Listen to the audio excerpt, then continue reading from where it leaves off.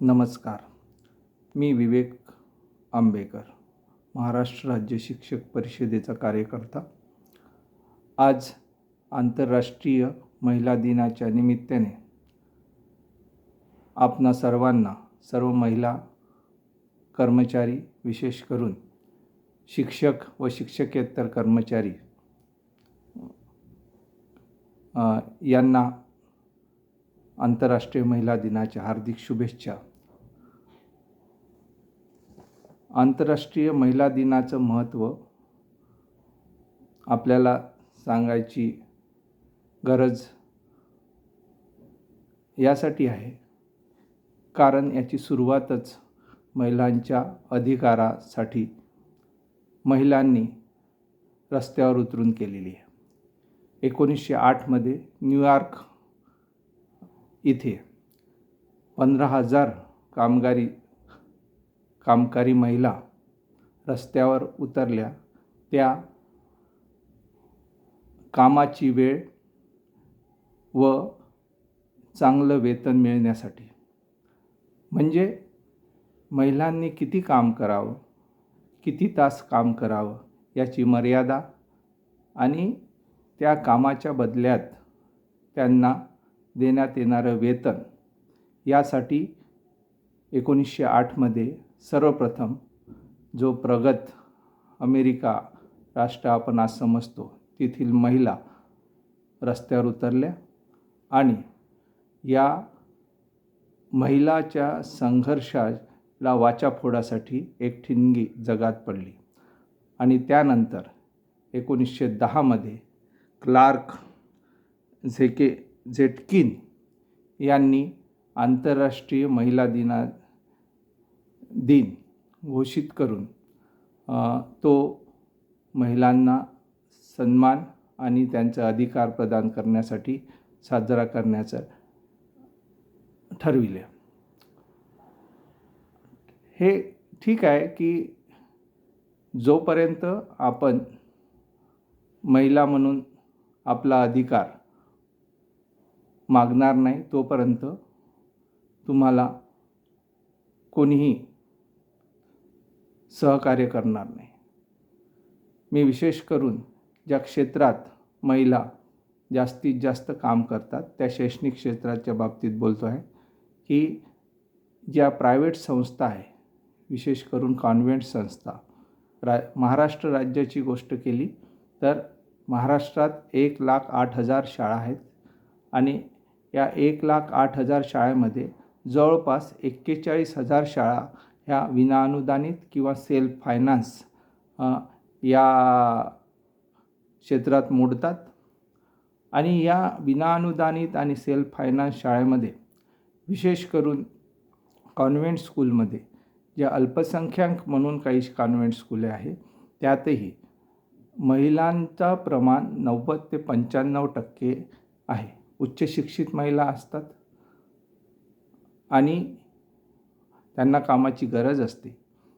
उच्च शिक्षित महिला कामाची गरज हे साधून परंतु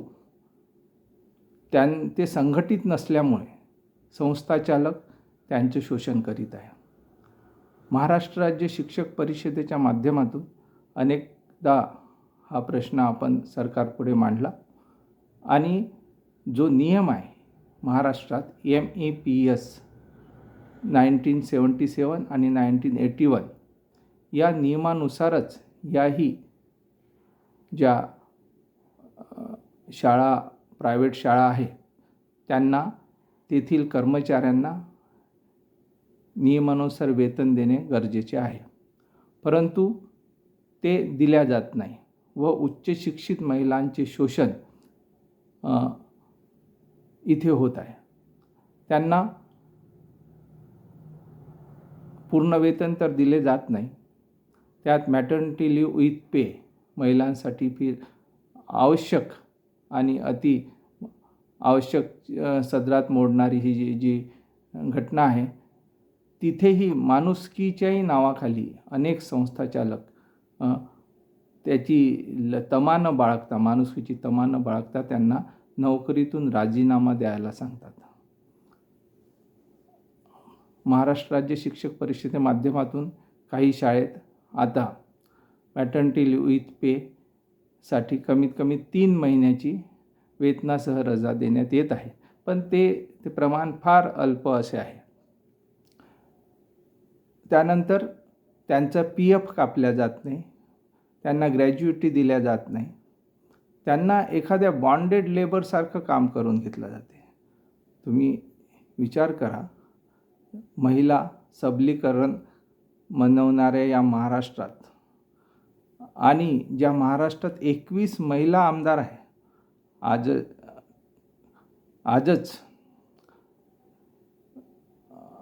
की सुधीर भाऊंनी मुनगंटीवार या बल्हारशाह विधानसभा क्षेत्राचे आमदार आहे, त्यांनी या महाराष्ट्रातील 21 महिला आमदारांना सांगितले की तुमची एक कमिटी तयार करा आणि ज्या महिलांवर आर्थिक शोषण होत आहे, आर्थिक, सामाजिक, सांस्कृतिक जो काही आहे, त्यांना त्या शोषणापासून वाचवा. हे फक्त महिलांचं आमदारांचं नाही, तर मी म्हणेल की सर्व सरकारचं काम आहे. शैक्षणिक क्षेत्रातील जर काम असेल तर शिक्षण मंत्र्यांनी आणि मुख्यमंत्र्यांनी याकडे विशेष लक्ष दिले पाहिजे. अनेक वर्षापासून जो शोषण होत आहे महिलांचं शैक्षणिक क्षेत्रात, प्रायव्हेट या संस्था चालकांच्या माध्यमातून, जे की बहुतांशी संस्था चालक हे राजकीय क्षेत्रात कार्य करीत आहे. अनेकांच्या आमदार आहेत, अनेक खासदार आहेत, त्यांच्या शैक्षणिक संस्था आहे. ते जरी असले तरी एक प्रगत अशा महाराष्ट्रात, ज्याची संस्कृती शाहू फुले आंबेडकर सारख्या महान पुरुषांच्या मातीतून निर्माण झालेली आहे, छत्रपती शिवाजी महाराजांचा सारखे ज्यांनी महिलांचा आदर केला असा इतिहास आपण सांगतो, त्याच महाराष्ट्रात काही संस्था चालक शिक्षणाच्या नावाचे बाजारीकरण करून बेरोजगारी याच्या माध्यमाची आवश्यकता असलेल्या, रोजगाराची आवश्यकता असलेल्या तरुणांचे, महिलांचे संधीचा फायदा घेऊन त्यांचे शोषण करीत आहे. हे थांबले पाहिजे. मला वाटते की महाराष्ट्र राज्य शिक्षक परिषदच्या माध्यमातून आम्ही ही बाब मुख्यमंत्र्यांपर्यंत, शिक्षण मंत्र्यांपर्यंत पोचवतो आणि अनेकदा प्रयत्नही करीत आहोत. आपण सुद्धा सर्व महिलांनी आता गरज आहे की आपण रस्त्यावर उतरले पाहिजे. ज्या क्षेत्रात महिला, सामाजिक क्षेत्रात महिलांसाठी काम करीत आहे, तिथे महिलांवर होत असलेल्या अशा अमानुष अत्याचाराच्या विरोधात सरकार पुढे आवाज उठविला पाहिजे, त्यांना मदत केली पाहिजे. तरच खऱ्या अर्थाने महिला सबलीकरण करण्याचा उद्देश सरकारचा सफल होईल.